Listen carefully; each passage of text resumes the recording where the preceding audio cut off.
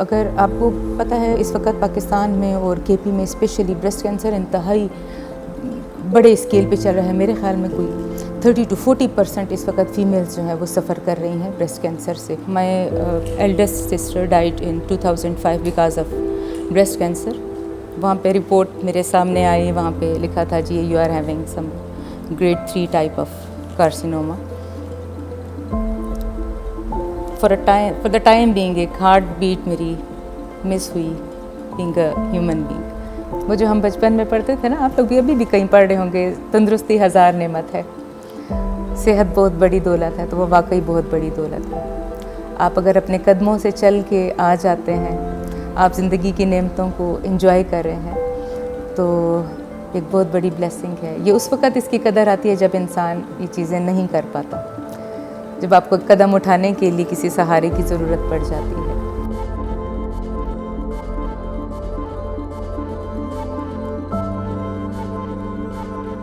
Assalamu alaikum everyone, thank you for joining us. So today we're celebrating Immunotherapy Awareness Month, and for that we have Dr. Zubia here, a cancer survivor who is joining us to share her journey with us. Just as an introduction, Dr. Zubia Afshin is an associate professor, chairperson of Department of Health and Biological Sciences at Abyssinian University in Peshawar. Thank you so much, Dr. Zubia, for joining us today and sharing your journey with us. First question, can you share a bit about your diagnosis of cancer and your journey through it? First, I would like to thank this Oncology Interest Students Group of Khyber Medical College for inviting me and sharing my journey.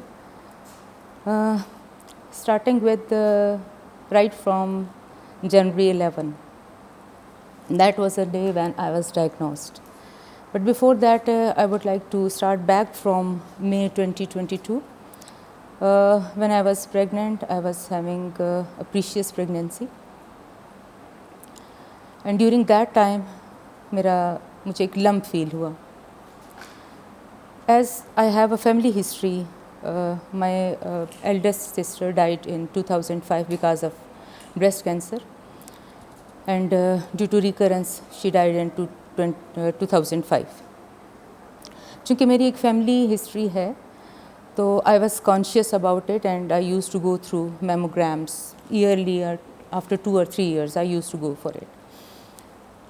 تو وہ میں نے start کیا.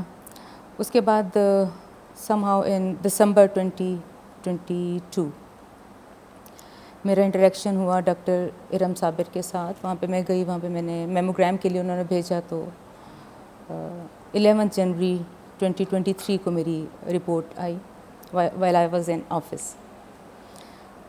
وہاں پہ report میرے سامنے آئی, وہاں پہ لکھا تھا جی you are having some grade 3 type of carcinoma.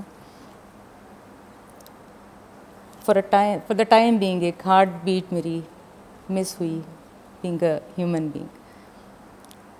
میرے پاس ایک کولیگ بیٹھی تھی, میں اپنی فیلنگز ایکسپریس نہیں کر پائی اس وقت کہ میں اس وقت شوق میں ہوں. اٹس ویری انٹرسٹنگ, اس لیے میں تھوڑا شیئر کرنا چاہ رہی ہوں کہ میں نے اپنا مائنڈ ڈائیورٹ کرنے کے لیے میری آفس کی ٹیبل پہ ایک کیلنڈر موجود ہے. تو میں نے وہ کیلنڈر, چونکہ وہ 10th ڈیٹ کا تھا, تو مجھے 11th کے لیے اس کو ریورٹ کرنا تھا. لیکن 10 جنوری کو میری جو اس پہ ایک ورس اور ایک حدیث لکھی ہوئی تھی. آیت تھی رب انی مسنی الضر وانت ارحم الراحمین. اے میرے رب, مجھے دکھ نے ستایا ہے اور تو سب سے بڑھ کے رحم کرنے والا ہے. اور جو حدیث مبارک تھی وہ تھی صحیح بخاری اور صحیح مسلم کی, کہ ہر مرض کی دوا ہے, جب دوا لگ جاتی ہے تو اللہ کے حکم سے صحت یابی ہو جاتی ہے. تو میرے خیال میں میرے جرنی کا پہلا ابتدا ہی اللہ تعالیٰ اور اس کے رسول کی بات سے ہوا. سو اس وقت مجھے ایک ڈھارس ہو گئی کہ okay fine, now I have to go through it. So اس کے بعد میں ظاہر ہے بینگ اے ہیومن, اور ہماری سوسائٹی کا یہ علم ہے کہ ہم بہت سارے گھبرا جاتے ہیں. میرے ہسبینڈ کی کال آئی کہ رپورٹ کیا ہے, چونکہ میں جس فیلڈ سے تعلق رکھتی ہوں کچھ نو ہاؤ ہماری ہوتی ہے. وہ سمجھ آ گئی کہ یہ ہے. میں نے سے کہا ہاں جی تسلی رکھیں ٹھیک ہے لیکن انشاءاللہ تعالیٰ بہتر ہو جائے گا.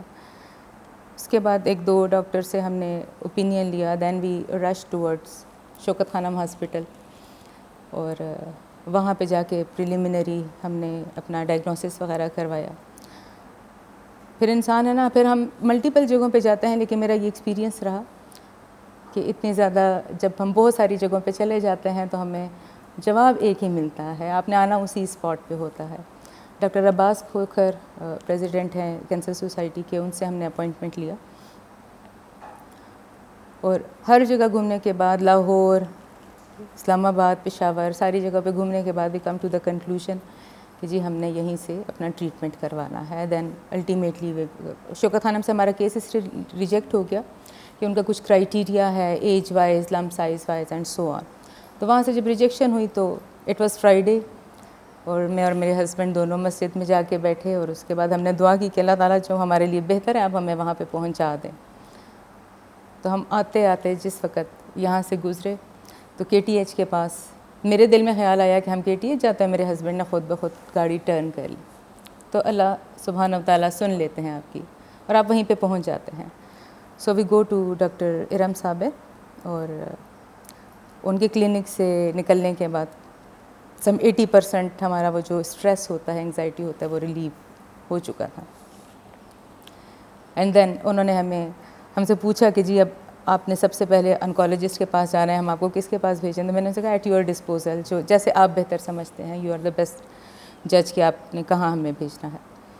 تو انہوں نے ہمیں ڈاکٹر طارق کو ریکمینڈ کیا, اور پھر ہمارا جرنی جو ہے وہ اسٹارٹ ہو گیا.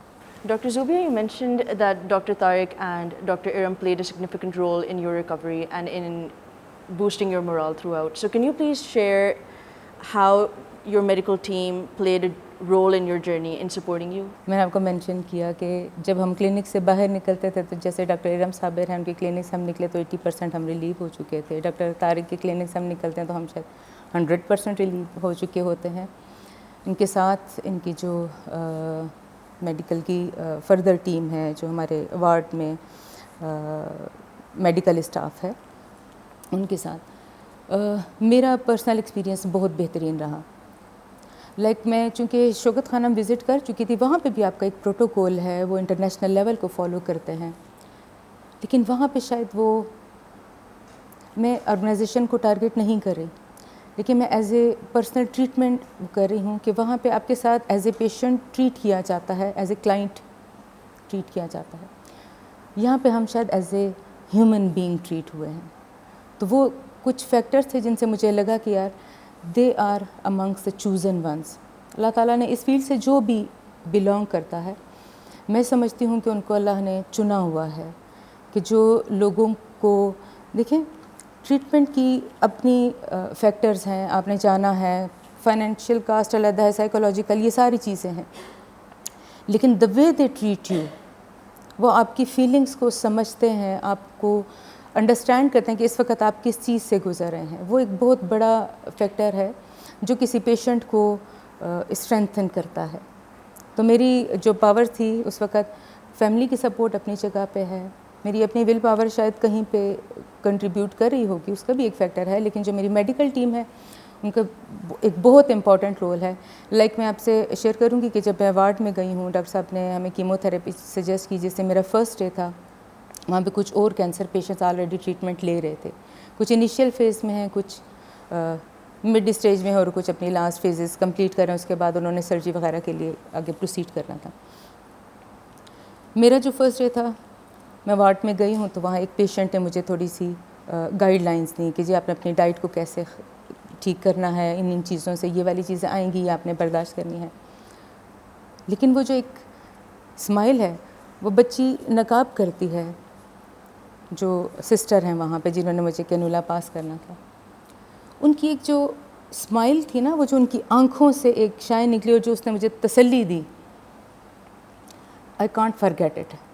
میں اس کو بھول نہیں سکتی کہ کتنے پیار کے ساتھ اس نے مجھے ٹریٹ کیا کہ جی آج کوئی مسئلہ نہیں ہے, یہ سب پیشنٹس اس میں سے جاتے. ان کے الفاظ نہیں تھے, لیکن صرف ان کا جو باڈی لینگویج تھی اس نے مجھے اتنا سپورٹ کیا کہ okay I am at a very good place. میرے کچھ اور ڈاکٹر سے بھی زندگی میں واسطہ پڑا, اور آپ لوگ چونکہ ینگ جنریشن آپ کے ساتھ ضرور ڈسکس کروں گی کہ ڈاکٹر کا جو رول ہوتا ہے، آپ کی جو زبان ہے، آپ کے جو الفاظ ہیں، وہ پیشنٹ کی زندگی کو بدلنے والے ہیں. وہ پیشنٹ کو ادھر بھی لے کے جاتا ہے، ادھر بھی لے کے جاتے ہیں. اگر آپ کو پتہ ہے اس وقت پاکستان میں اور کے پی میں اسپیشلی بریسٹ کینسر انتہائی بڑے اسکیل پہ چل رہا ہے. میرے خیال میں کوئی 30 to 40% اس وقت فیمیلز جو ہیں وہ سفر کر رہی ہیں بریسٹ کینسر سے، اور other types of cancer as well. میرے ساتھ جو باقی لوگ تھے تو ہم ایک دوسرے کو بھی تھوڑا سا بوسٹ کرنے کی کوشش کرتے تھے. اور جو میرے ساتھ گروپ تھا پیشنٹس کا، ہم ایک دوسرے کا، چونکہ جو درد ہمارا ہے وہ شاید کوئی اور نہیں سمجھ رہا، تو ہم چونکہ ان کے اس پین کو سمجھ رہے ہوتے ہیں تو ہم پھر ان کے ساتھ ہیلپ کرتے جاتے ہیں. کچھ ہمارے ساتھ ہیلپ کرتے ہیں. ایٹ ٹائمس میں اگر وہاں پہ جا کے تھوڑا سا میرا مورال ڈاؤن ہوا ہے تو کسی نے آ کے مجھے بیک اپ کیا، کچھ نہیں ہے، ٹھیک ہو جائے گا. اور کسی ٹائم پہ اگر ان کو ضرورت پڑی ہے تو میں ان کے ساتھ کھڑی ہو گئی، کوئی بات نہیں، یہ تو دیکھیں میں نے لگوا لی ہے، میرے اتنے سائیکلز ہو گئے ہیں، میرے ساتھ یہ سچویشن ہے. تو گزر جاتا ہے ٹائم. اٹ واز ویل الحمد للہ. میری سچویشن میں یوں تھا کہ میری چونکہ بہن کی ڈیتھ ہو چکی تھی تو میں نے اپنی فیملی کے ساتھ اپنا کیس شیئر نہیں کیا تھا. میری مدر کو بہت بعد میں پتہ چلا، میرے بہن بھائیوں میں سے کسی کو نہیں پتہ چلا. Only me and my husband and my mother in law اور کچھ فیملی کے لوگ جو ہمارے ساتھ انوالو تھے، ان کے ساتھ ہمارا یہ پروسیجر جرنی جو تھا وہ ہم نے اسٹارٹ کیا. ظاہر ہے فرسٹ گو میں جب بھی کوئی سنتا ہے تو اٹس ہیومن اپروچ کہ انسان کو افسوس ہوتا ہے اچھا اس کو یہ ڈیزیز ہو گئی ہے. لیکن ان کے جو ریئیکشنز ہیں وہ بڑے میٹر کرتے ہیں.